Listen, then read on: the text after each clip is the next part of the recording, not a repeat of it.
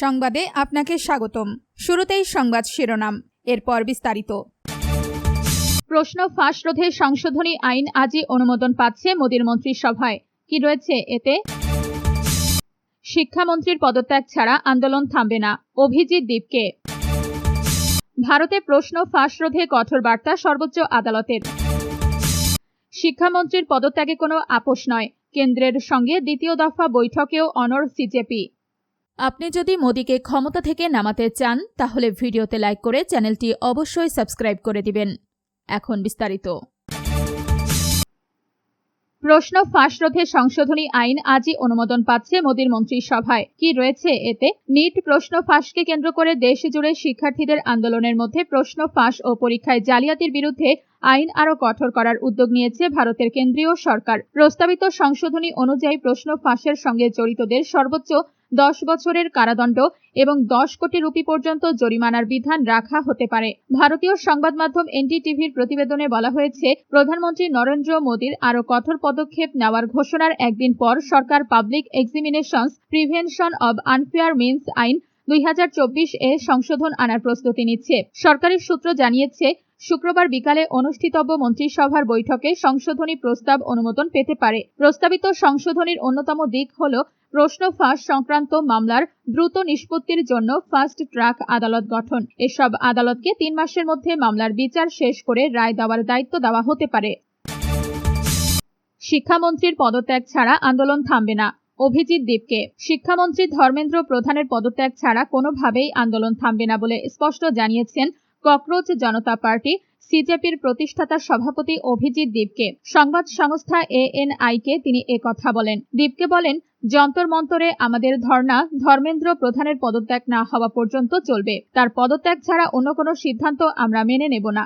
তিনি বলেন, সিজেপির একটি প্রতিনিধি দল ভারতের কনস্টিটিউশন ক্লাবে 2 কেন্দ্রীয় মন্ত্রীর সঙ্গে দেখা করবে। তিনি ANI-কে বলেন, সোনম ওয়াংচুক অনশন ভেঙেছেন। এতে আমরা খুবই স্বস্তি পেয়েছি, কারণ তার অনশন 26 দিনেরও বেশি সময় ধরে চলছিল। তার জীবন দেশের জন্য অত্যন্ত মূল্যবান। আপনি যদি মোদিকে ক্ষমতা থেকে নামাতে চান তাহলে ভিডিওতে লাইক করে চ্যানেলটি অবশ্যই সাবস্ক্রাইব করে দিবেন। এখন বিস্তারিত। ভারতে প্রশ্ন ফাঁস রোধে কঠোর বার্তা সর্বোচ্চ আদালতের। ভারতের চিকিৎসা শাস্ত্রে স্নাতক পর্যায়ে ভর্তি পরীক্ষার প্রশ্ন ফাঁস নিয়ে দীর্ঘদিনের বিতর্কের মধ্যে কেন্দ্র সরকারকে আরও কঠোর ও স্থায়ী পদক্ষেপ নেওয়ার নির্দেশনামূলক বার্তা দিয়েছে দেশটির সর্বোচ্চ আদালত। আদালত জানিয়েছে, প্রশ্ন ফাঁস রোধে সরকার যে উদ্যোগ নিয়েছে তার বাস্তবায়নের ওপর তারা নজর রাখবে। একই সঙ্গে বছরের পর বছর অস্থায়ী ব্যবস্থা নিয়ে পরীক্ষা পরিচালনার প্রবণতারও সমালোচনা করেছে আদালত। বৃহস্পতিবার 23 জুলাই মামলার শুনানিতে কেন্দ্রের পক্ষে সলিসিটর জেনারেল তুষার মেহতা আদালতকে জানান, প্রশ্ন ফাঁস রোধে ইতোমধ্যে বেশ কিছু কঠোর ব্যবস্থা নেওয়া শুরু হয়েছে। পরীক্ষা ব্যবস্থাকে আরও নিরাপদ, স্বচ্ছ ও নির্ভরযোগ্য করতে সরকারের সর্বোচ্চ নির্বাহী পর্যায় থেকে পুরো বিষয়টি তদারকি করা হচ্ছে বলেও তিনি জানান। শুনানিতে আদালত পর্যবেক্ষণ দেন, দীর্ঘদিন ধরে অস্থায়ী ব্যবস্থা গ্রহণের কারণে পরীক্ষা পরিচালনা নিয়ে নানা সমস্যা তৈরি হয়েছে। এখন আর সাময়িক সমাধানের ওপর নির্ভর করলে চলবে না। ভবিষ্যতের জন্য এমন একটি স্থায়ী ব্যবস্থা গড়ে তুলতে হবে যাতে প্রশ্ন ফাঁসের মতো ঘটনা আর না ঘটে। শিক্ষামন্ত্রীর পদত্যাগে কোনো আপোষ নয়, কেন্দ্রের সঙ্গে দ্বিতীয় দফা বৈঠকেও অনড় সিজেপি। নিট NET প্রশ্ন ফাঁসের ঘটনায় কেন্দ্রীয় শিক্ষামন্ত্রী ধর্মেন্দ্র প্রধানকে পদত্যাগ করতে হবে অথবা সরকারকে তাকে বরখাস্ত করতে হবে। এই দাবিতে অনড় রয়েছে ককরোচ জনতা পার্টি সিজেপি।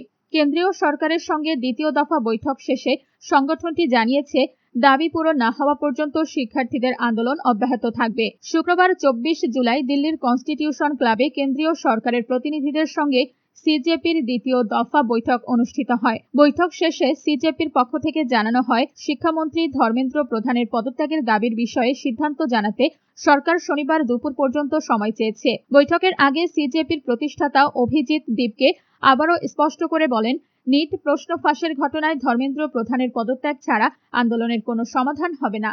আপনি যদি মোদিকে ক্ষমতা থেকে নামাতে চান তাহলে ভিডিওতে লাইক করে চ্যানেলটি অবশ্যই সাবস্ক্রাইব করে দিবেন। এখন বিস্তারিত।